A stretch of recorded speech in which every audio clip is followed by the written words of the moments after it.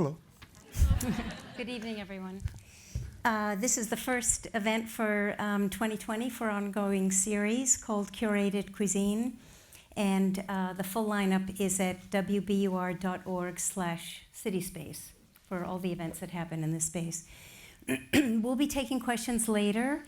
If you go to slido.com on any web browser on your phone, you can enter the code MIDA 2020. MIDA or MIDA? MIDA. MIDA 2020. You can ask a question and we'll get to them later. Please turn off your ringer while we're here if you haven't already. I'm Sheryl Julian. I'm a former food editor at the Boston Globe and food writer and food stylist.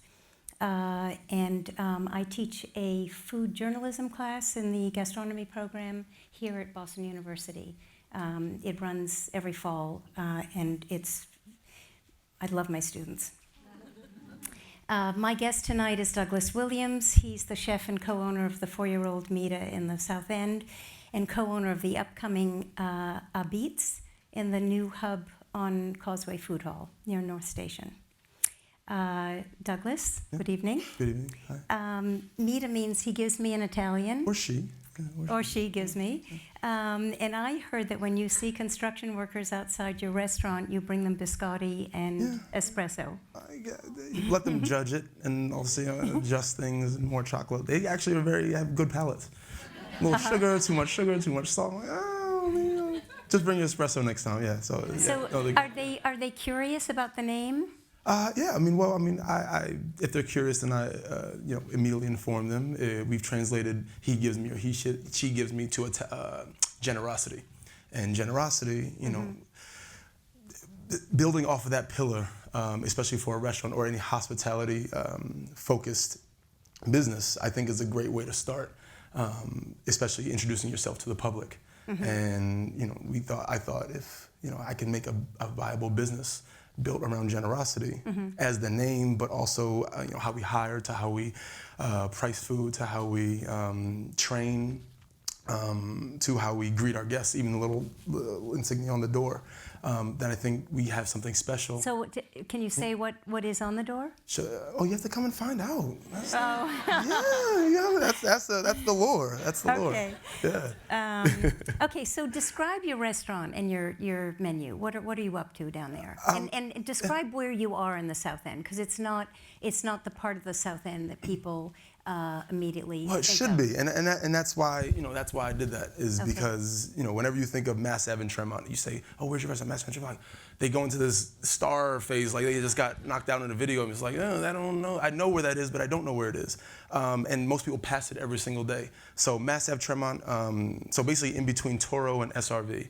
Right, is what it is. A block from New York Pizza, whatever it may be, but it's on the corner of the most high net worth income in the country and the lowest net worth income in the country. And that is not to, the woe is the restaurant. It's not about the division. It's just about, that's just what it is. And hopefully we can, as a restaurant and as a hospitality driver, change both ways of thinking on the most highest income, and change the income itself on the lowest side, right? And I think that if we bring those both together and start to realize that we're all just the same community rather than this is this, or how the city sees it, I think that we can do something special. But the restaurant itself is Italian in cuisine, and in culture and in sensibility.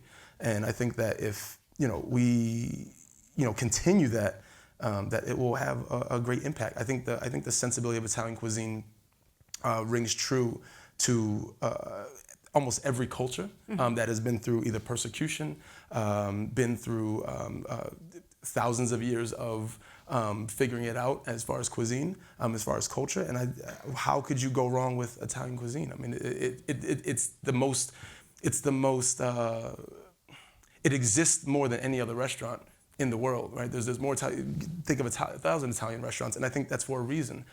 You sit anybody in the face of the world, from Russia, from Asia, from Australia, and you sit them down. They don't know the language, whatever it may be, and you sit them down in front of a bowl of pasta, and you don't have to. You have an intrinsic and inherent understanding of what to do.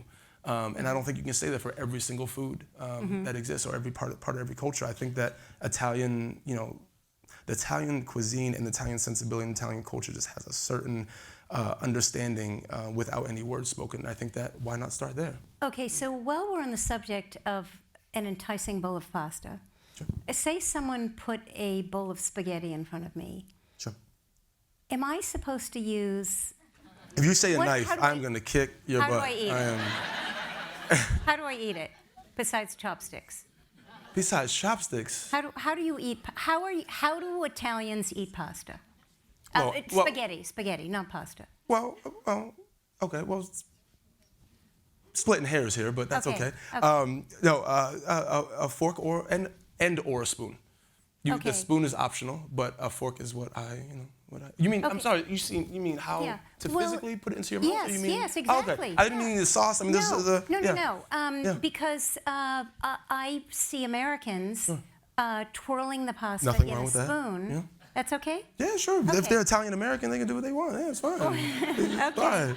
It's Okay. So you offer something called Mangia Pasta Mondays. Mangia Mondays, For yes. $35, Yes. all the homemade pasta you can Yes, eat. and it is not with just, a salad and bread. it's not just we make a huge bowl of it and we throw it out into the dining room and you like standing in line awkwardly. No, it is not. Everything's getting cold and solidified. No, it is. We do so basically a typical Italian meal. Usually Italians weigh their pasta to about 100 grams, and that's a sensible meal filling. We basically cut that in half where we do smaller portions, 50-gram portions. Both gnocchi, puckery, spaghetti, maltagliati, everything that we have on the menu that we make from scratch. We offer that in copious amounts, small bits at a time so they stay hot, so you eat it as it was intended, and you can have it until you say stop. And it invites everyone, young children, university students, later age folks, everybody's in there, purple, black, white, yellow, everybody is in there, just enjoying themselves, being one, being a family. And that, in my opinion, is why I opened the restaurant in the first place, because I didn't have that necessarily cohesive family, and I always just wanted that. I attribute it to the scene in Home Alone when that song is playing and Kevin's looking into the window and he sees the family when his family's gone. It's like you just want that everybody just to come together, and that's what it is for me, because I wasn't able to necessarily have that, but now I get to have it, and now hopefully I get to have it with my family, and that's why I do. So how many bowls of pasta do people eat? Well, people take their own challenges, right? Okay. That is up to them. I'm not liable. I don't have insurance on that. We have an emergency cleanup kit just in case, but it's up to your. Some people just come to enjoy. Some people just want to take a range to the pasta, and then they come back and they order the one that they like another day or another week. I think that's a really cool way to go through it. Yeah. But there's no judgment either way from the kitchen. Okay. There's no judgment. So the pasta shape you just mentioned, Puckery? Puckery. Puckery. Or pacchieri. Spelled P-A-C-C-H-E-R-I. E-R-I, yes. Okay. That's a very interesting noodle. Okay, so my husband and I were at your restaurant a few weeks ago, and we ordered Puckery Bolognese. Yeah. So we got these big stubby tubes coated with a meaty sauce, a creamy meaty sauce, Slightly. and a little... Don't say creamy. It just has, because cream Well, looks like... Oh, no, it's not. like we're pouring cream. It's, No. It's I'm sure you're not. it's got some lactic elements in it, but Yes. it's bolognese traditionally has some. It's actually cooked. You cook the meat in milk, and you cook it down in tomato, and that's the bolognese style. But we Right. don't add cream to any pasta Right. that we do. And Nor would any Italian. And there's a little broccoli rub in there. A little broccoli rub for some bitterness, so you can actually get the dish. And then the top is crunchy with breadcrumbs. No, not breadcrumbs. Oh. Pan grattato. Pan grattato is Yes. probably the ultimate and oldest form of condiment as far as a stable shelf condiment. And what is it? Basically, you take sourdough bread. We get our bread from A.J. King in Salem, and just awesome stuff. We get their North Shore sourdough, and we use that bread every night. Whatever bread we have left over, we dry in the oven overnight. We blend it up into breadcrumbs, and we take those breadcrumbs and we mix it with preserved garlic that we make. black and pink peppercorn, olive oil, and oregano, and we massage it for about 20 minutes, right? Massage in a huge bowl, and then we bake it for another 2-3 hours till it turns extra golden brown, almost like the color of our shoes. And it almost becomes caramelized breadcrumbs in a way, but not in the sugar sense, but in the heavily toasted sense. And you top that, and that will stay shelf stable for almost indefinitely, as long as it's not exposed to air. And that's pan grattato, and that is something that you can do by the wood fire. And I mean, so if you think about the oldest condiment, and people doing it in stone huts or stone houses, that's So you sprinkle really it on top of the serving, Yes. and then does it go back in the oven? No, and then it stays there, and then we top it with Parmigiano Reggiano. But it's simple It's a details perfect of layers, dish. but that's The perfect dish. Thank you very much. We worked hard. We had other perfect dishes, but that Thank you. one That's really, very nice of you. really knocked me out. Thank you. So what is the most challenging part of running a restaurant today? Is it the front of the house, the back of the house, HR, vendors, Yelp?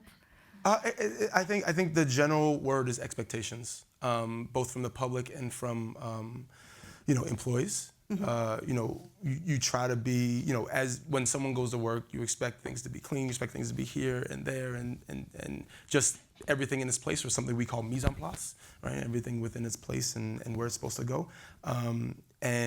The employees themselves are in charge with keeping those things mise en place.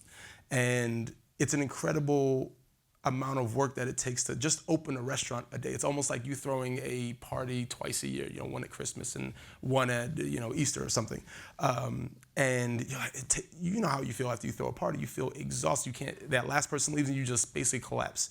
You don't take a shower. You don't brush your teeth. You just collapse. And that's how it is every single day that you work. And it is incredibly exhausting to get through that, but the only thing that drives you, for some people, it's money, because when a restaurant's doing well, you make good money. But it's about the passion, and it's about the leader at the top that's helping drive the vision and why you're there every day.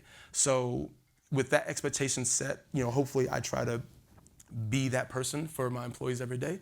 And as from the customer side, from the guest side, it's doing that every day and having it be perfect whenever they come in, and that is also a ton of pressure, but that's why I'm here, is to take that challenge, and that's my finish line every day. That's why I get up, because I know there's 150 some odd guests coming into my home night. wondering why I didn't vacuum my carpet. I don't have a carpet in the restaurant. I'm just saying, perspective of my own home. But yes, kind of judging, and imagine that happening every day in your home, and you have to basically live there. More than you see your wife, or more than you see your children. You have to try your absolute best. You have no choice, or you won't survive, as a lot of people don't in this industry. But I'm fortunate enough to have both good people and both guests, and I'm just counting my Very, very good energy there too, as well. Thank you. So you began at the former Radius in Boston's financial 06, district under Chef Michael Schlau. Describe how you got that first job. I guess it was a bit of a struggle. A struggle.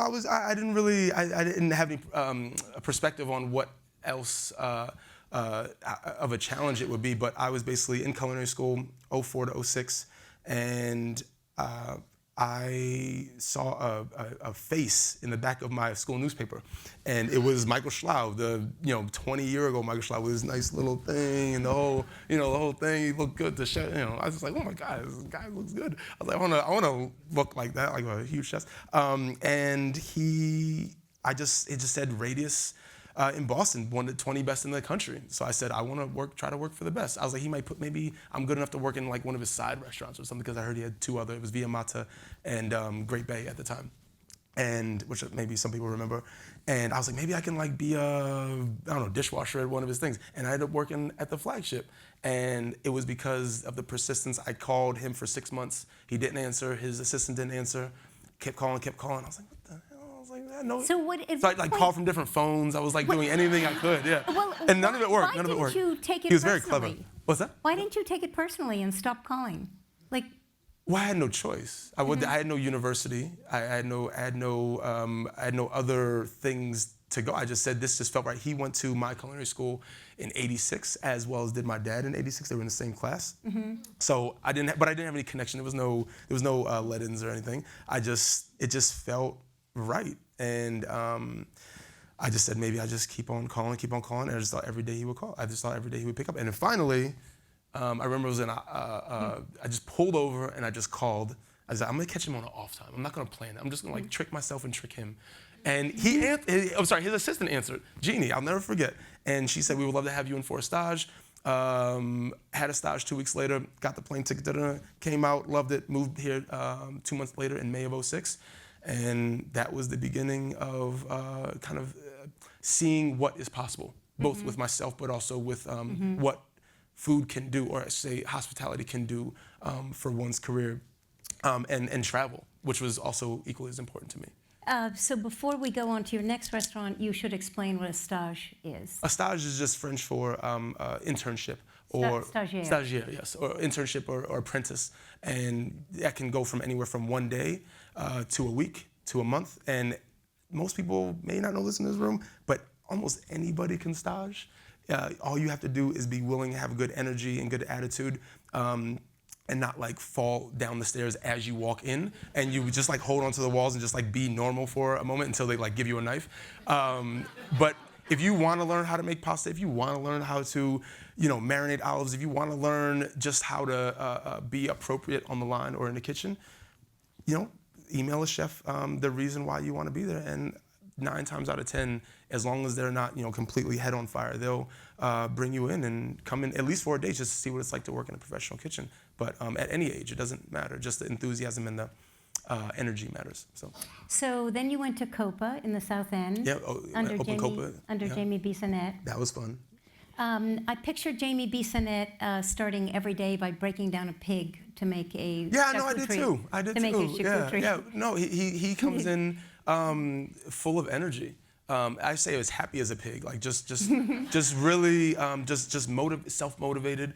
I think by the same sense of survival is the wrong word, but there is no other route. There's no, I'll just go use my accounting degree or something. There's no anything else. You have to make it, but you also have to really enjoy people and employees and people around you and surrounded, and almost a sense of suffocation of people who want to follow you and want to understand what you're doing and why you do it and how you do it. And they don't want to do it to bother you, they want to do it to mimic you. And if you see it from that perspective, it becomes a lot less bothersome and naggy, and it becomes about like, well, let me just show you.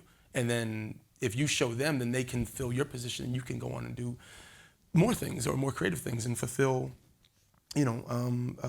be more present in other situations, which is the goal, which is like tonight, which is what I feel very, fortunate to do.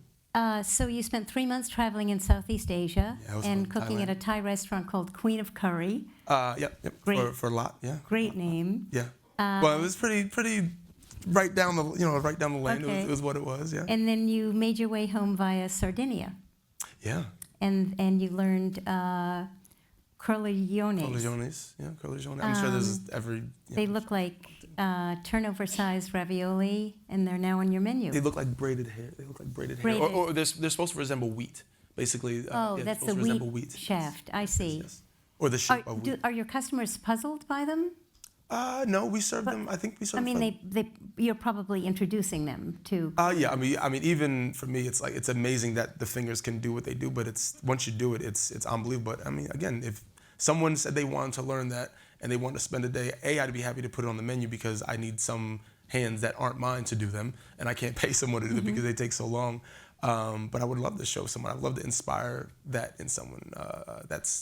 Colleones are awesome. But they just lead to why pasta is so special, right. And why the sensibility of putting that much energy and effort into something that someone is going to ingest, what that means, and gives them better perspective, I think, on the hospitality industry in general, how much hard work goes into just one little thing. And then someone may or may not like it or may not appreciate it and comment, and it's like, oh, well, that's not awesome, but that gives you perspective, and that helps you move on through life Boy, and treat the hospitality homemade industry a little pasta better. is awesome. Yeah, homemade pasta is awesome, and it's really not hard to Beautiful. do. Honestly, the homemade pasta is not hard to do. The cooking it is the hardest part, in my opinion. Making it, you can mistakenly make pasta. It's cooking it is the hardest part, but most people get that wrong. And maybe I'll go into that when I get up on the stage. I'll talk about it, how to do that better. So then you went to Corton in Corton, yeah. in Tribeca. In Tribeca, yeah. In Manhattan. It had 2 Michelin stars, and it was nominated for Best New Restaurant Yeah, by it was James awesome. Beard. Yeah, Paul Lee Brandt. So Paul Lee Brandt, the British chef, was known for his Can I innovative just say, your cooking. necklace looks like the most delicious grapes I've ever seen. People have said that. Yes. Like Muscat grapes. They look like Yes. Muscat. They look, it was awesome. Thank Very you. jealous. Thank you. Can you get me a bracelet like that? No? No, joking. He's known for his daring food and his tantrums.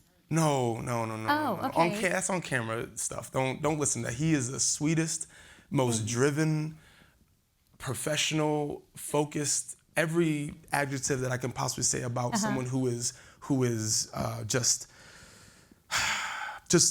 a phenom in his own right, and that has to come with some attitude adjustments when you get around people who are not that and who aspire to be that.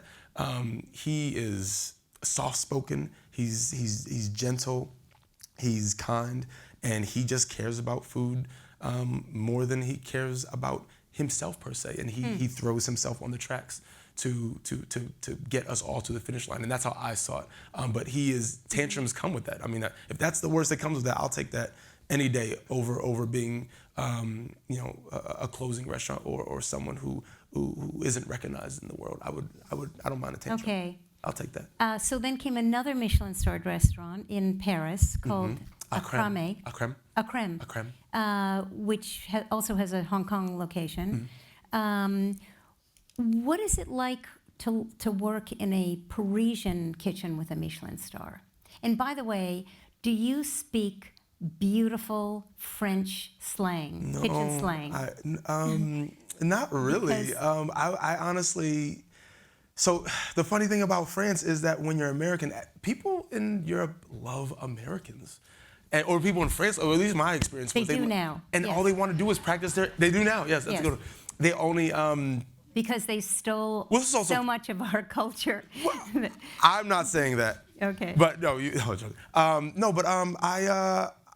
I think that when I was there, everybody was excited to learn English. Everyone to practice their English. Oh, their So English I slang. could. So I was like, parlez-vous français? They're like, no, English, a pizza, I'm like, Yeah. no, I don't want to talk a Big Papi, all that stuff. I'm like, oh my God, we'll never get there. So I'm just gonna stop.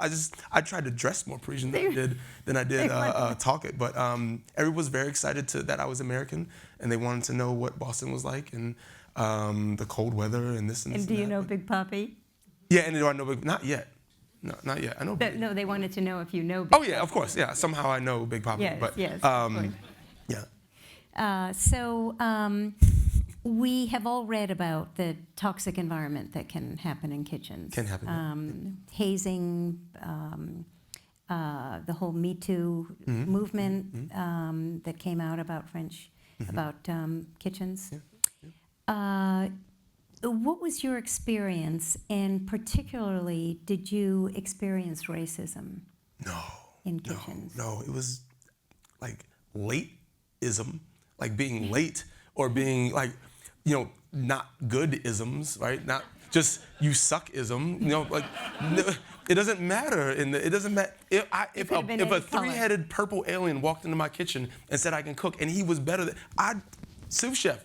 Like, it doesn't matter what someone looks like. I've never wanted to work, nor would I work. Or even if I did work, I would be able to beat that back with any sort of retort that I can easily conjure up about why either they're idiots or in pain for having biased feelings, which is a shame. And obviously, I feel more sorry for them than I would let them feel for me. But even if it was a thing I use, this is my weapon, right? Food is my weapon. I use that to get through anything, right? That is my sword. That is being good at it. that is just be the best. And you can't counter that with, oh, because you're black, oh, because you're this, you can't, just be better than them. Beat them in the race, beat them to the day, beat them to the punch, make it taste better, do it faster, taste more, be more perfect. And it just, I don't think the wave ever really caught a curl to hit me of racism. I don't think it ever, I was already I was already around the corner. I was already, the dish was already done. I was already just there. I was already at the finish line. So that was my, just head down. Some people used to make fun of me.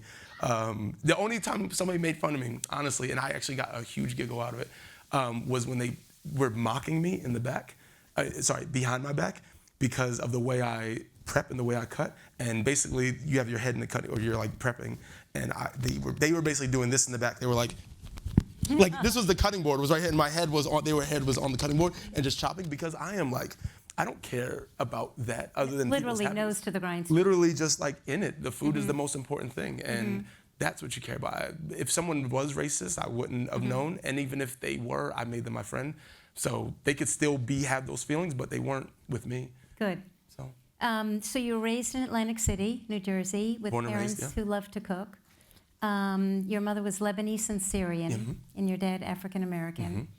And your mom raised you on her own. My dad left when I was 6, because my mom had me when she was 40, my dad was 23. So she was. I mean, she looked 20. She was great. Okay. She was right. Rightfully so. My dad, I give him the thumbs up for making that happen. So she worked as a waitress in a casino? Can I turn a little bit so I can face the rest of the audience? Of course you can. Is that okay? Sorry, Yes. I feel like my back is like totally towards you. Sorry. She was a waitress in a casino? Well, she was the cocktail waitress and he was the chef. So that's you can kind of see how that happened. Okay. Yeah. It wasn't over cereal. Okay. Probably. And then when you were still quite young, she got breast cancer. So she was 50 and I was 10. Yeah. And so what was your childhood like?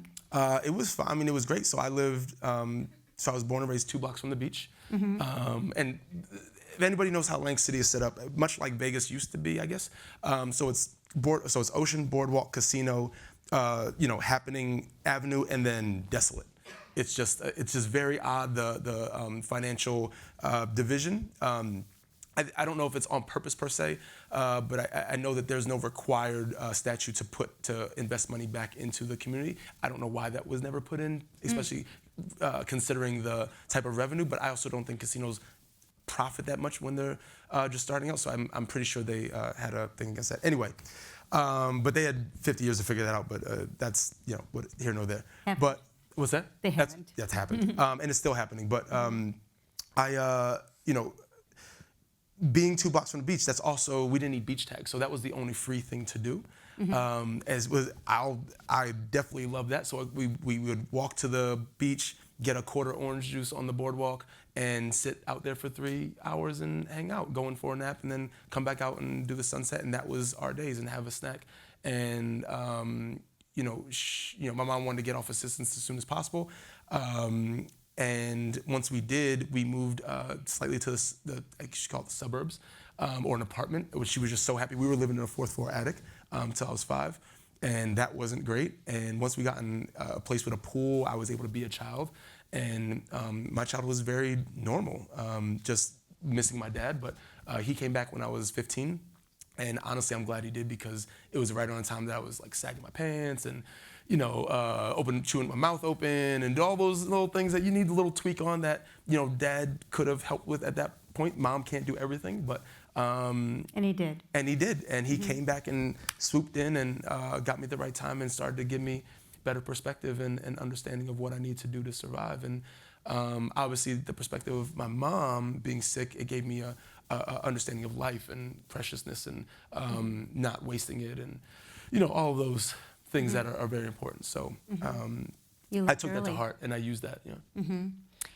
So you said at one point that you had a grade school teacher who taught you to shake hands and say your name. Yeah. So and that you said that not having information about how to operate in society is just as bad as being around guns.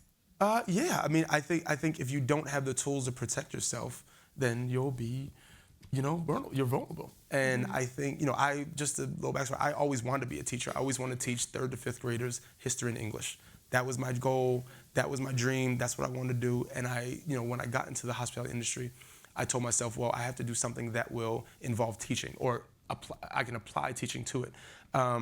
And cooking is one of probably the best vehicles for that. It takes you a long time to get to that point to be able to do that, to teach, and to pass the information, but that's what I chose to go. But being Miss Lakin's 5th grade, it was very similar setup. We were facing each other, and she sat, half the class this way, half the class that way. We'd stand in line, and we'd sit down, and we basically do how you would do a job interview.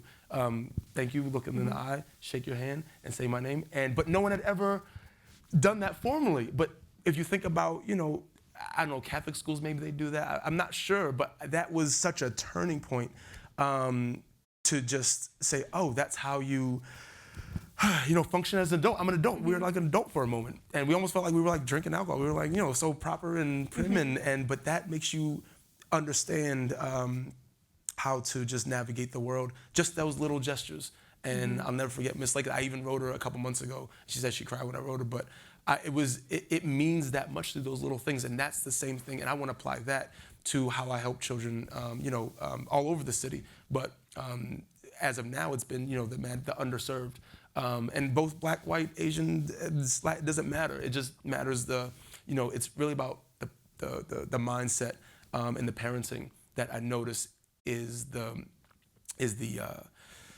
decision maker in how a child will develop. It's not necessarily the school, yes, helps, and the income helps, but it's really about the parenting and how much that's applied to the child that I've been noticing. There must be lots of situations in the kitchen where you're overseeing an employee that is probably needs a lot of direction, even though they're in their 20s. Oh yeah, and approaching their 30s, yeah, and it's sad, but there's not a lot I can do, but what I can do is give my best to them, and that requires a lot of energy, like enough to make you feel guilty, and once you get to that level, you really don't want to be disappointed. You really don't want that person to just not show up because they quit, and it happens all the time. And that's what also, And why are they quitting? Because emotional capacity, emotional stability, housing stability, education, self-confidence, insecurity. And that's just if they only have one of them, right? That's only if they think that maybe I don't have a bias against them, or they have some sort of general damage. And that's not always their fault.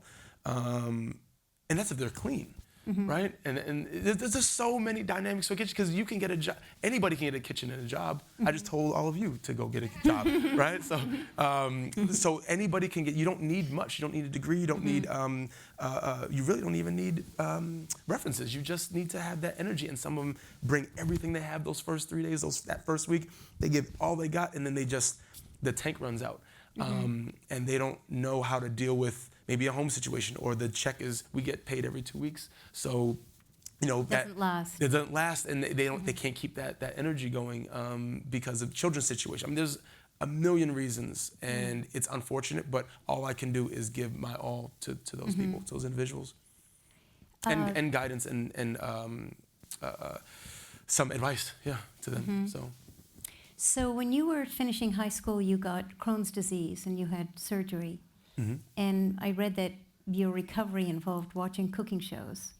Yeah, for sure. I mean, that's when Food Network was in, I think, its golden hour, when there was the Japanese Iron Chef.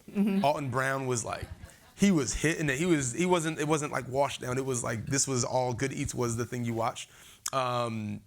It was just this great programming. And the biggest thing was the Bocuse d'Or. I don't know if anybody caught that, but the Bocuse d'Or was basically the Olympics of the culinary world. And France would win every year, and the United States would place like 35th. Was it in French, the Bocuse d'Or? They translated. It was almost like the Iron Chef Japanese was, where they would like translate. Oh, I see. So, okay. But it was, I didn't know. I remember the moment, I've said this in other interviews, but I remember the moment I was laying sideways, And I remember seeing this like weird graphic, like they did like the air graphic with like a trophy coming in. And it was like, focus door. And I remember being like, wait, this is a competition. People are getting medals. And I wanted to go to the Olympics at that point for track and field. That was my dream. And I said, they have Olympics for culinary field? I was like, why is this being kept a secret? I was like, why is this only in some like 4 in the afternoon on the Food Network? Why is this happening? Why can't this be out there? So once I saw that, I said, well, if I can't do the track and field thing, because I had lost all my muscle mass after the surgery, I had lost all my weight and my fast twitch and all that. So I figured, I can cook, but I can't eat anything. So I have to figure out like how I'm gonna work that out. But it's more likely than me now devoting my life to track and field, and plus there's more entrepreneurial flexibility in food. So why not? Well, but you did figure out how to go to cooking school and taste how to get through it too. Yeah. And now you're off medication and been off medication for a while, and just started to wean myself. And then what I started to notice about Crohn's disease is that it wasn't. Yes, it was food. Obviously, there's a level of food that you don't want to overindulge and eat too much sugar and too much flour and too much this.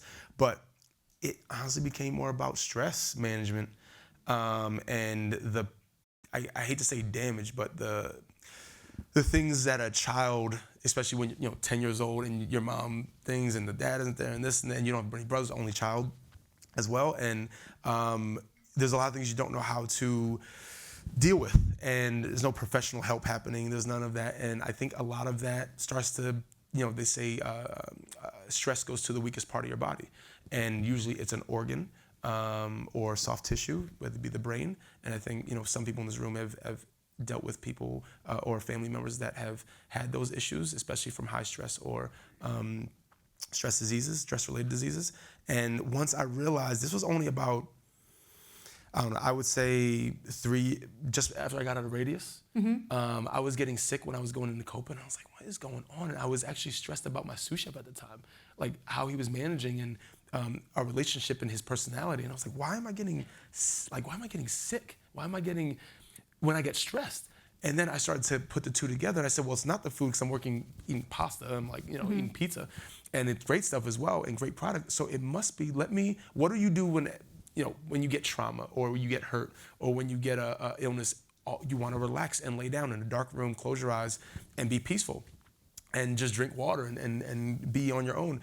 And I said, well, why don't I just be a little more tranquil in everyday life? And restaurant life doesn't make me stress. It doesn't make me angst. It doesn't tighten my shoulders. What tightens my shoulders is how I deal with people and the disappointment and what they expect of me. And I noticed it was more of that. So I said, well, why don't I just control the things I can control and not worry about the things I can't? And once I started doing that, again, that sounds cliche, but there's a lot of things we worry about that we have zero control over. So how about I just start to put that to the side and really start to focus on my career and what I can, my hand, my vision, my hand-eye coordination, and start to focus on that and my knowledge. And once I started doing that, I just started taking off. And started to get less and less, and be able to eat more and more in the range. And now I can eat anything as much as I want, except durian. Durian's the only food I don't like. But other than that, it's a type of Southeast Asian fruit. But other than that, I am free to eat anything I want. Except also, artificial gum hurts my belly. I feel like it should hurt everyone's belly. I don't think it's good for us, but it's probably keeping me away from a good thing, from a bad thing. Anyway. Yeah, bad thing. So your wife, Deborah, also has an unusual background. She was raised Jewish in Nova Scotia. Yeah. And the Jewish population there, I read, came in the early 20th century from Eastern Europe, and they went to work in the coal mines before they became I'm sure the fishing industry as well. Business owners. Yeah, I would assume that. Do you travel up there? I do. I love Nova Scotia. I love Canada in general. If no one's been to Montreal yet, you are severely disappointing yourself. I think it's so close and it's right across. You need a passport, but they don't. It's like, okay, all good. But definitely go and do yourself a favor and see some culture, because it's like going to Europe for me, But I love the family. I love everything about going to visit. More family is always a better thing for me. So you converted to Judaism when your 2-year-old twins were born. I did. It aligned that way. I mean, I definitely pushed the pace on what I needed to do, but it was definitely a long lead into that conversion. I never knew how I felt about people who did convert to any religion. I thought there was a sense of to be quite honest, I would say complacency and compromise, and it was zero of that for me. It was more about wanting to dive in and dig deeper and not necessarily find myself, but wanting more family and wanting to understand more. I think understanding was what I was looking for. Mm-hmm. And now that I've gotten to find that and ask more questions, also being very much part of the culture, it helps me be more rounded and kind of round out who I am and who I want to be. Yeah. Have you ever looked into the ancient culinary traditions of the Roman Jews? I'm pretty sure they still exist. Yeah. Because there's some dry meat on that table. No, I'm joking. It's good though. It's good with the right sauce. It's great. No, I haven't. Okay. I haven't had much time to do anything other than fall into my bed and then fall out of my bed and go directly to the restaurant for the past 3 years. And I'm looking very much forward to diving into the Jewish traditions more. So you have a second company called Culinary Breakdown? Do you still have I actually had that when I opened Radius. Okay. When I went to work at Radius, because Radius was doing cooking classes at the time. I don't know if anybody remembers that, for $155. And I remember going out to the dining room, and I didn't know how much we were charging, and I saw $150. I was like, I could do this on the day off, and I charged $60, and I brought the pans, I brought the salt, I brought the seasoning, I brought the food, I brought the wine, I brought everything. And then I met Deborah in 2008, and she's like, you need to be charging at least double. And she's in marketing and advertising, so she knows she's a crack at that. So I knew she was the right one to stick with, and to show my own self-worth and value. And once I started doing that, I said, well, I think I want to be an entrepreneur. I want to own my own thing. I want to direct things and be in control. So I started to do cooking classes, and honestly, that's how I got to have my own restaurant. That led to that because of the clients, and that all just led in the right way. So I taught cooking in homes for a long time, and I found that 2 hours into the class, everybody had a little bit to drink, and they were talking amongst themselves. Once your shoes are off, I mean, that's like, you can do whatever you want. They didn't even care what I was doing. Yeah. So is that what happens? No, well, you have to have them touching attention. things. Well, they have to, if they want to eat, they have to finish the class. I mean, they have to, if they want to just fall on the couch, then, I'll leave it in the fridge and give you directions. No, but I keep them engaged by, there's flour in your hands, there's flour in your arms, there's flour on your toes, there's things happening. There's not just me cooking. And I thought that's what, at the time that they were doing wrong in the cooking classes. You just stand and watch a chef. I said, you got to get in there. I want you to know what to do after I leave. So it's a cooking class for you to learn, not just for me to show you. And I thought that if I did it that way, it would start to catch on. And it did. And it, again, led to the restaurant and the right sort of clients leading me to the right people. Your next venture is APIZZA? You can call it APIZZA if you want to be grammatically correct. It's a pizza, APIZZA. Okay. But it's New pronounced Haven Pies. New Haven Pies, yeah.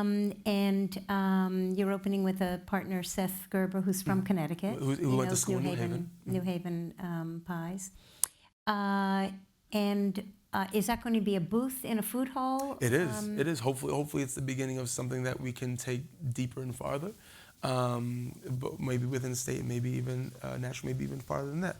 But I think there's not enough exposure on New Haven pies or New Haven style. I don't know if anybody knows what New Haven pizza is, but I think it is by far the best in the world as far as style. But I think everybody feels. Well, we know the famous one, Pepe's. Pepe's, but I think Pepe's. There are others. There are definitely others, and I think there are people. But I also think that there's a way to pay respect and homage and put an exposure on that style of pizza, but not just the pizza, but the culture. Like, those were immigrants who immigrated from a region, from the Nepalese, and they landed in Connecticut as well as New York, and they were all influenced each other. But the cheapest form of fuel at the time was coal. And it also just happens, I think a lot of things came together just intrinsically somehow, but the cheapest and driest form of fuel is coal. And that was also what most people used to heat their homes and do everything they needed to, including cook. And, you know, it also gives an incredible amount of flavor. So we thought that why not, and it's also not that much out there. Most people don't know what it is or never had it, even if they do know what it is, and they've only had pepes, which, you know, there's a lot more range. So we want to take it further and show it for what it is. Tell us about some of the other New Haven pizzas. Sally's, Modern. But not the way the pie is. What is it? So it's a thinner crust. But the thing about it is it's four things in one, right? It's several things in one. It's charred, which is awesome. It's chewy. It's crispy. Am I still going? Charred, chewy, crispy, and crunchy all at the same time. And I think that, and it's not greasy, and it's just, and it's huge. You can't debate that combination of things. And it's not overly doughy, and it's also made with love, and you have to enjoy it as soon as it comes out. It's cool when it's the day later, but when it comes out of that oven, it is a dream, and we want to show how great that is, and the fact that it doesn't exist more. It is incredibly hard to make, and we just actually did our first couple rounds of R&D, and I am shocked how well it came out. We're actually using a starter that we've had since MIDA opened, and it just has this character and this blisteriness, but it's not overly doughy on the sides. The sauce is all the way to the rim, and it's massive. And I am just excited about 14 and 16 inches? Like 20 inches. 20 inches. We only serve 20-inch pie. We're doing it by the slice, but also by the pie. And it is like a wrapper rim. It is huge. And I just think that how could you not be just mystified by that? So we want to, and it's only going to be $20. Like you can't beat it. It is going to be awesome, and I just can't. $20 for a 20-inch pizza? Mm-hmm. Okay, I'll be there opening day. Okay, no discounts. No discounts. So if you are at home and you're not making your own pasta, what brand do you buy? It's called Top Ramen, and you can find it for $1 in Stop and Shop. That's the pasta I buy when I'm not eating my pasta. I don't really eat much in general, but when I do, it's cereal or Top Ramen or something absolutely delicious that Deborah's making, my wife, 'cause she's a phenomenal cook. So it's usually something off the grill, maybe some grilled salmon. And grilled green beans with some lemon sprinkled on. That's what I want to come home to. Okay. Yeah. So now we're going to play a game I'm calling Take It or Leave It. Is this you answering or is it everybody else? You're answering. Okay. Take it is yes, I like it, and leave it is I don't like it. What about the middle ground? I like a lot of things. There's a lot I don't hate on. There's a okay. lot. It's okay. I'll make it my own thing. It's okay. Go ahead. Okay, no cook lasagna noodles. I'm sorry? No cook lasagna noodles. What is that? Okay, that's a leave it. Okay. Okay, that's a leave it. Okay, commercial tomato sauce? Like pre-made? Yeah, in a bottle. If I'm desperate. Chicago deep dish pies. Of course. Neapolitan pizza. All pizza. Grilled pizza. All pizza. Gas grills. All grills. Costco rotisserie chicken. Hell yeah. Hell yeah. If anybody says no to that, you can go see the lobby now. You know they have their own farms now, their own poultry farms. Good, good for them. Costco olive oil. Sure.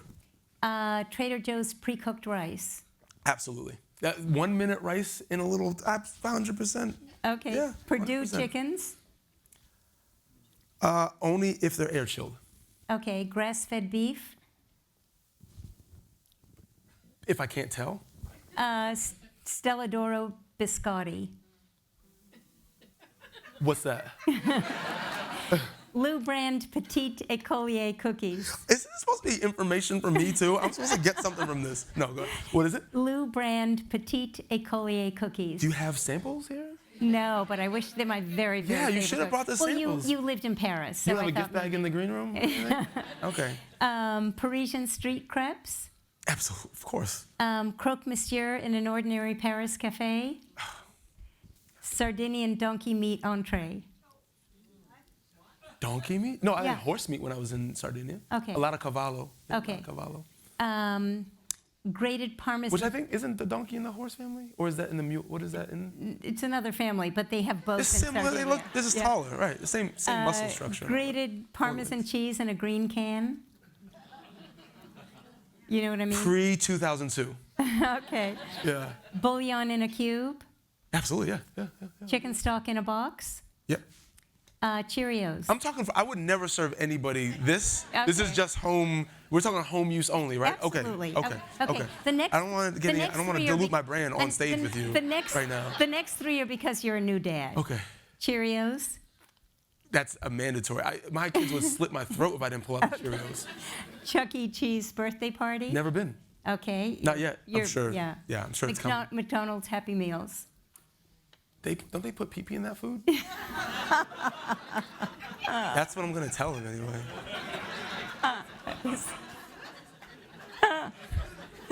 That's the way to do it. And poo-poo. Yeah.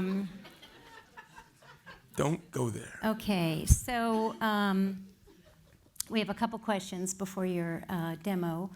The Boston Black Restaurant Challenge is in the month of February, and MIDA gets a lot of attention on the list. What are some of your favorite Black-owned restaurants? There's not a lot. I only know Daryl's. There's a wonderful one. A wonderful woman named Nia bought it from Daryl's. I don't know if anybody knows that or ever has been there. They do a great live music, I think, almost every night. She's the only owner that I know of. Another gentleman, two brothers, brothers, own Wally's. If anybody's never been there, please do yourself a favor, both for music, not really for food, but just when I think restaurant, I think hospitality. So I think hospitality. So I don't really think just restaurant or food. I think I'd take a good smile at the door and good music and good drink over mediocre hospitality in a restaurant any day. So that will satiate me, in my opinion. So I consider that a restaurant or a hospitality-driven place. But Wally's, I don't think a Black gentleman owns Slade's. And honestly, I think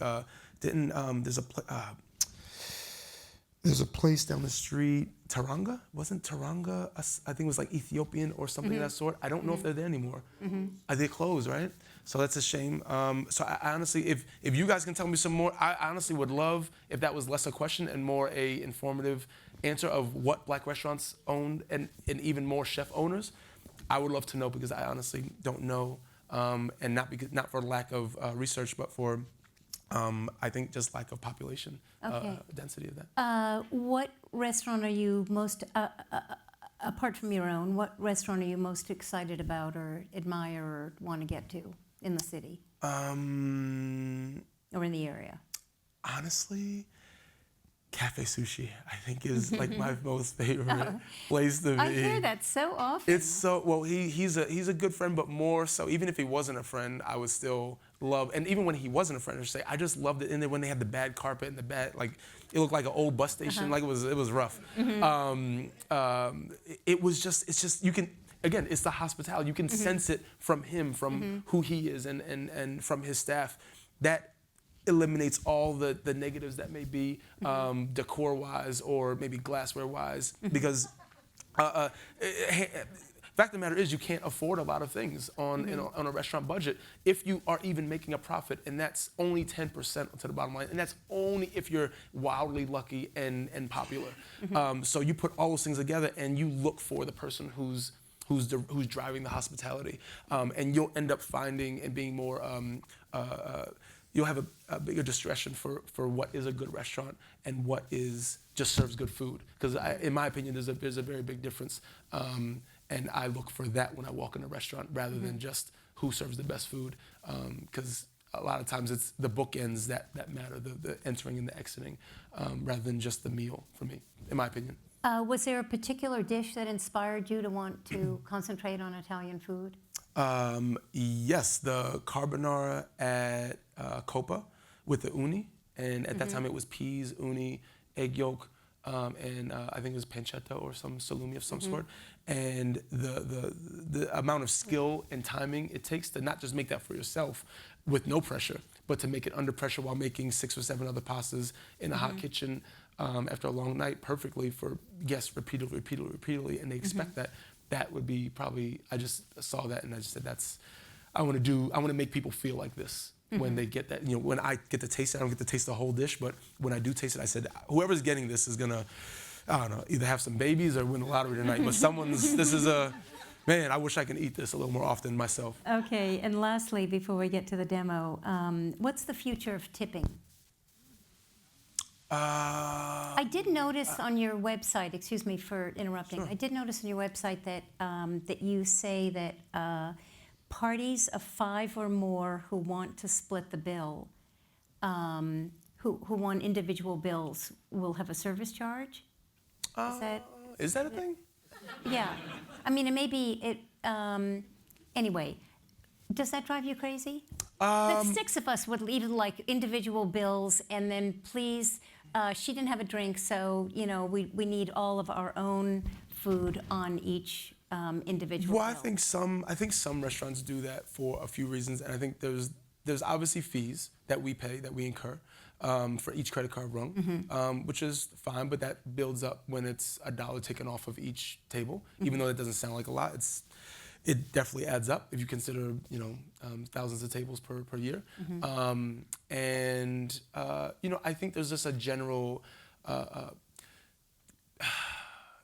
inconvenience for the restaurant because it slows down the time to do that. And if you compound that into an entire night, let alone into an entire week, let alone into an entire month, those minutes add up. And that's only if all the cards are proper, or there's not an issue, or you didn't get it wrong, or someone has a problem with the way you rang it in, or you didn't take the cash off the first. And there's a lot of things. So it's just, I honestly, when I go out, if I see the cards come out, I just take my card.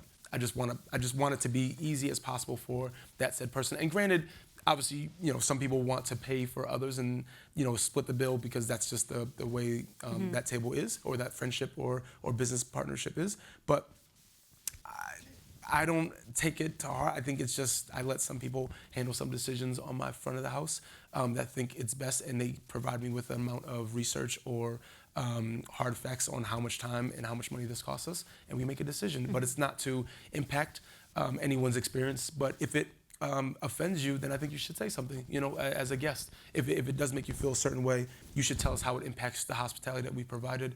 And likely, we will talk about it at our manager meeting, which we have once a week, and we discuss on whether that is the right way to go. But you saying something is the way you change the restaurants that you enjoy. And if you enjoy MIDA but don't like that part, then speak up. Nicely. That's how you become a VIP, is by saying the things that either bother you but you also love, not because you want to criticize, but because you actually want it to become a better restaurant for yourself and for the people that you bring in, because your guests are judging you, that when you bring them in, they're like, hey, why did he bring us to this retarded restaurant? Like, why don't they just, why are they treating us this way? But you want it to be better, so when you bring guests, it operates well. That's all you want, is just everything to go right. Okay, so let's cook. Yeah, we're cooking? Yes, yeah, you're cooking. All right, don't judge me, okay? Okay. Oops, I'm hot here. Sorry. Would you like an apron? I'm good, actually. Okay. You don't need one either. We're not sauteing. No, okay. Getting down and dirty. No, come on over here. You said we're cooking. Okay. You got to get in it too. Okay, so. Oh, I love this. It's Treviso. Gigantic. It's a type of radicchio. Yeah. Bitter chicory. So we're gonna make a little antipasti, okay? And are we bringing this up on the? Yes. On the thing? Okay. So this is antipasti. So this is basically everything. There's really not a ton of starch per se, but we try to do it in some creative ways. And this is our meat tray, if you will, meat and vegetable tray. And I'm gonna show you how to not just do it, but composition, right? It's about composition. If you're at home and you say you have it doesn't matter. I brought this and I actually broke this in half. So this is like a party disaster of the utmost degree. Together. Yeah, we just glued it back together. So everything but wood glue is going to be the ingredient in this. And just eat the stuff this way if you come to the stage and lick it off. So this is really about composition, right? Let me move this out the way so everybody can see. This is about composition and how you assemble. So when I see a plate, I see how I'm going to break it up immediately before anything goes on. Is it going to be in quarters? Is it going to be half? What makes the most sense as far as people coming up to it? Where are they eating it from? Is it in the restaurant industry, we call this 6 o'clock, right? Because I am the guest. So if I tell a server to take this to table 65 and I say this is 6 o'clock, they know that this is where it sits in front. This is 12, this is 6, this is 3, this is 9. So they know exactly how to present it. So if it's a buffet and you're able to eat it from both sides, you want to make it best for both sides. If it's just from one side, then you get the point. And we're just gonna build, and I'm gonna show you how I see the plate, so you can do more beautiful plates at home. Do I sound okay to everybody? I feel like I sound choppy. Let's start with the meats, since I want to show you how to actually place meats down. So we have 3 types of meat. We have prosciutto di Parma, okay? We have coppa, and we have mortadella. The coppa is the cheek and neck area of the pig, and that is cured with bay leaf, allspice, black pepper, and sugar. Okay, bay leaf, allspice, black pepper, and sugar. Cool, and that is cured for about 9 months and wrapped into a tie, and then we slice it. So that is the one that looks like prosciutto, but not quite. Way more marbling, right? You think jowl, you think fat. Prosciutto is like little more muscly. And then mortadella is obviously an emulsified salumi that is basically a huge Italian high-quality hot dog. They can see in. Yes. Oh, you're going to see it in 1 second. I'm going to show you. You come over a little closer. Okay. I don't want to get flour all over me. Now you're giving me crap. Okay, that's fine. So I'm going to start with salumi. And again, you don't need much. When you see those things in the store, you can probably get 2 events out of those little packages that are pre-done.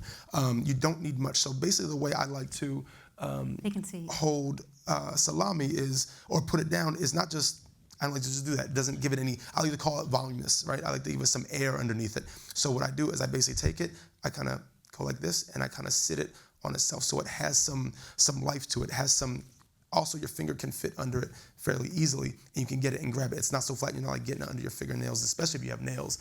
It's an awful experience. And then you touch someone's clothes and you feel bad, and then you touch your own clothing, dry cleaners, here we come. Okay, so I place it down just like this, okay, and give it some character and some body, right? And also it makes it look huge, which is good for, especially if someone's paying for it especially, but if someone's coming over and you want to impress them, then you just repeat the same thing. And the best way to do this is not to become a chef, is just to practice. That's all being a chef or any real professional is, just a practice. And the more you do it, the more you try to get comfortable with it, right? Because you can't just wake up one day and say, oh, I'll do this now. You just have to keep practicing and mess up a little bit. Take a taste? Sure you can. Okay. I would suggest also whenever you eat salumi, eat it with a little bit of olive oil on top, okay?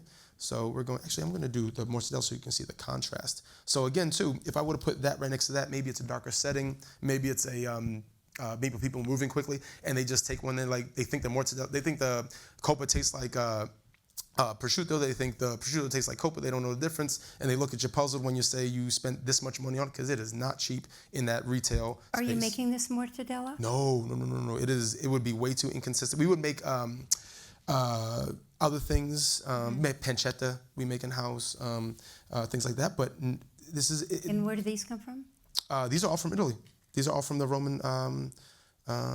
These are all from Rome, and a lot of salumi. Not from the Jewish section. No, definitely. I mean, you'd be surprised. I mean, I wouldn't even put it past. Again, there's no. Like bacon is the favorite ingredient in Israel. Well, God didn't say you can't touch bacon, or it doesn't. You can't eat it. Fair enough. That was a good detail. So now I like to do the contrast, right? So now I'm thinking, here we go. So now they can see and tell the difference, and you can also, if everyone's coming, you can point out the difference. They can easily see what is where, right? So now I'm using the same move. the same folding technique, and just doing a little fold and just kind of sitting on itself. And you can already see the volume and the appeal. It's kind of luring you in, right? And this would be 6 o'clock to me. Okay, so I'm just gonna go like this. And again, you don't need many slices to make this happen. I think I might have a little bit too. And there you go. Okay, so now, there we go, voila, okay? Right there, that's probably the best bench board I know, voila, okay? So, that's that, that's how I see the board. Okay, now, I'm going to let's think about some cheeses, right? I think cheese is the next heaviest, fattiest item. So I'm gonna go, so here I have Gorgonzola Dolce, and here I have Taleggio. Both super yummy. If you don't like blue cheese, try Gorgonzola Dolce before you write it off forever, okay? So I'm just gonna take a big old nugget of that, okay? Just put that right there, okay? And then I'm going to, because it is cheese, it goes perfectly with jam. So I have 2 cheeses, and I have basically 1 jam, sweet jam. So I'm gonna take that jam, right? Just fig, it looks like? No, this is actually green tomato, Okay. right? We take green tomatoes, and I don't actually know if you can get them in the store. Just super, you can use regular tomatoes if you want to, but on-ripe tomatoes work best. They're firmer. You take that, some salt and some sugar, marinate them overnight, just sprinkle some heavy amount of salt and sugar over top, and you marinate that overnight, all the liquid comes out, and you cook it till it's a glazy color, and then you blend it in a food processor, and you Beautiful. get tomato jam. Easy, nothing to it. Okay, we're also going to take some Taleggio. Okay, actually I could try to toss this down. Okay, I'm gonna take that and the next cheese.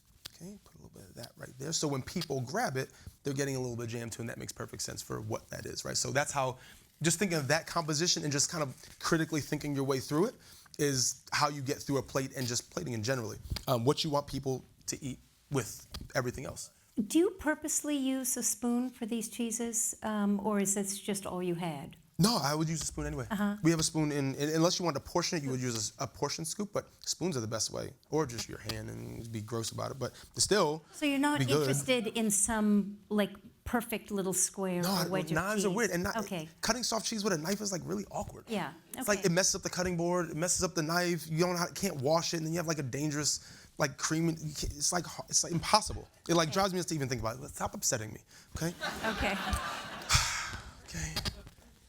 I thought you were gonna cook with me, not like get me all No, worked just up. watching. Jeez. No, I'm joking. All right, come on a little closer. You're backing away. Like everything I say, you're backing away. I don't want to get flour in me. You're not. Okay. Keep that up. I like it. Okay. Then we have.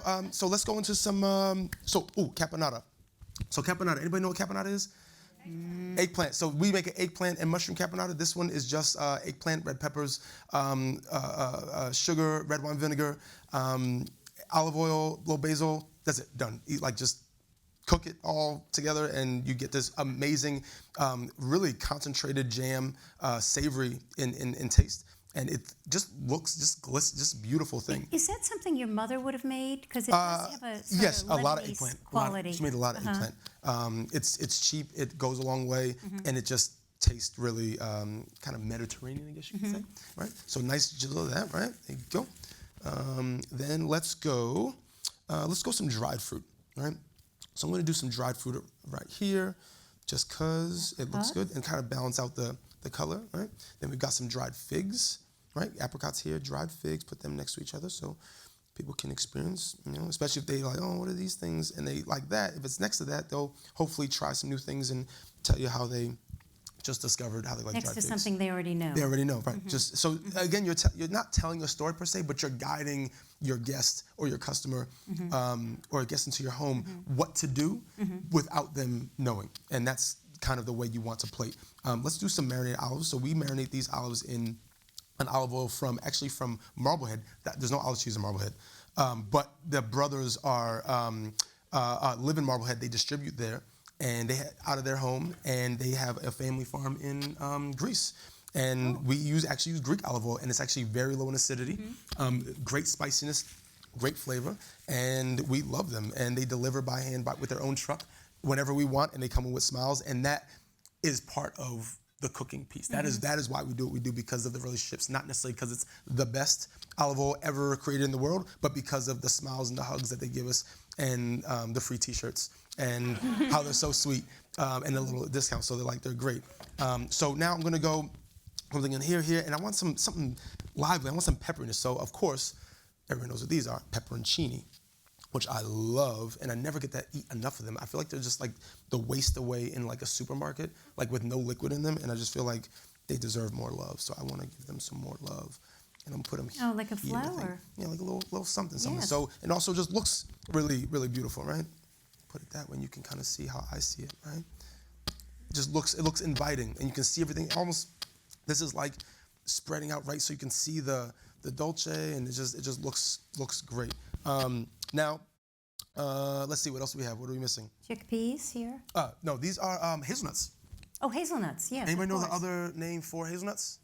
Filberts, that's right. Okay, so we'll take some of these. We'll put them in a little container, because some people are allergic to nuts, and we don't want to like have it flying everywhere, right?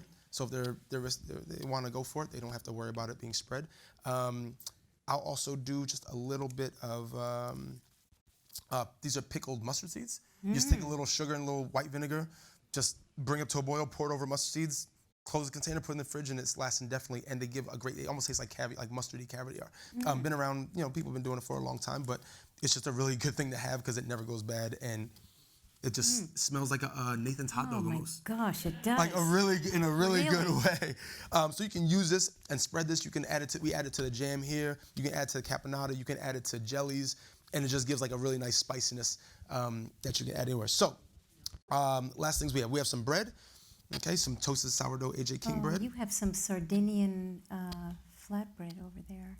Yes, we actually make that at MIDA, and we dust it with all the peels of the onions that we use, and we dry it in the oven overnight with the bread separately, and then we buzz it in a blender, and we pass it through a little sieve, and we get this beautiful onion powder, and we just. And that's what that reddish like paprika? We also put some. Of our pepper mix in it, which has black pepper and pink peppercorns. So that's like our cracker that we serve with any pasta. So I'll just kind of put that in a nice little thoughtful place. Okay, there we go. Okay, actually, I'll do it this way so you guys can really all see it. Get this out the way, right? Okay, and then we have something called frico. Frico is basically, everybody knows the Trader Joe's Parmesan crisp. This is the origination of that. So this is fresh Parmigiano Reggiano. When I mean fresh, I mean we buy a wheel a week, right? We buy a wheel a week, about $850 for that one wheel. And we break that down every single week, and then we grind it into this. So we put it on a sheet pan, 300 degrees, 14 minutes. We sprinkle a little semolina over top, so it keeps that crispiness. And then it creates this cracker. You want to taste? Love one, thank you. Okay, it's super, super yum yum. And it's like just delicious. Okay? So this is just grated Parmesan cheese. And semolina. No salt, no nothing, no extra, no, just a lot of love in there. And a lot of timing, you have to look at it and like monitor it. Bless you. And now we have a little bit to finish, a little bit of olive oil. Okay, just sprinkle over top. And honestly, I know it seems like, just olive oil is not just like oil. It's not just like, I'm just adding oil, like oiliness. This is an ingredient. We treat olive oil as an ingredient to almost every single thing. And when you have good olive oil, and people say, well, what is good olive oil? It's just olive oil that you think tastes good. That's what good olive oil is. Just like good wine. If you think it tastes good, then it's good enough. A little cracked pepper if you want. Okay. And then we have some fresh radicchio, which I'm not gonna. I think this is looking good on this. I don't even think I need that. Okay, if you did add it, how would you do it?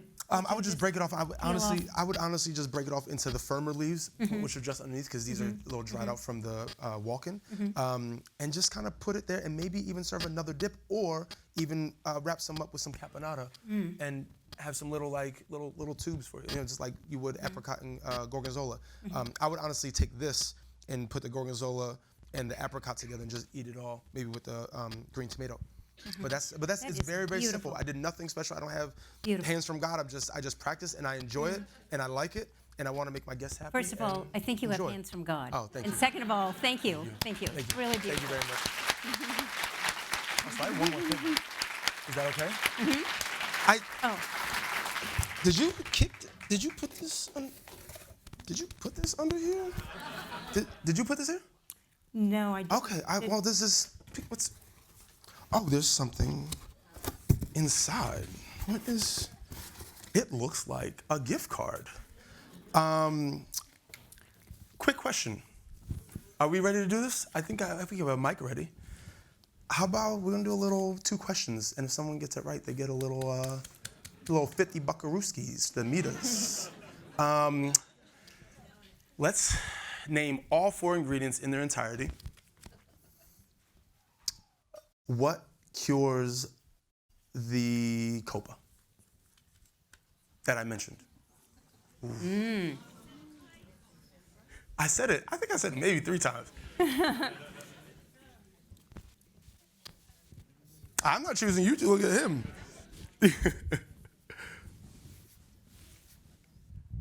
Is it salt, bay leaves, pepper, and There's only one more. allspice? That's it.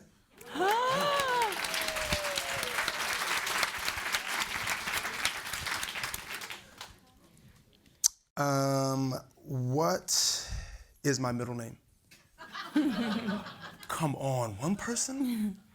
All right, I'm not that famous yet. All right, I'll get there. Let's see. What are, oh, this is too easy. Oh, it's too easy. How many wheels of Parmesan do we buy a week? Okay, that's too easy. I don't have enough good parts. 800, but that's right.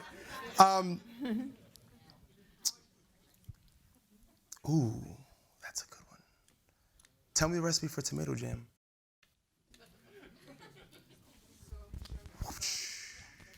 No, the whole recipe. What'd I do? No, you gotta tell him in the microphone and then tell me. Raise your hand, don't be scared. Be greedy. To the left of the winner. Just salt and sugar and cook it. Cook what? The green tomato, and then what? Let it Cook down, and then what? No, I'll give it to a puree, that's fine. Don't forget the puree, it's weird and chunky, it's awful. Okay? Okay? So everyone is having a taste out in the lobby of something. Can you tell us what? The fire ginger gelato, right? I make a ginger gelato. I blend up fresh ginger, a little sweet condensed milk, a little of our house gelato base, and I've been working at it for a long time, and I think I got it to a good point. So I hope you all enjoy it as a little compliment of MIDA. So please enjoy as you walk out. Thank you. Thank you. Thank you very much. That was, yeah, that was Thank you. It was really wonderful. fun. That was fun. Hope you Yeah. have fun. That was super.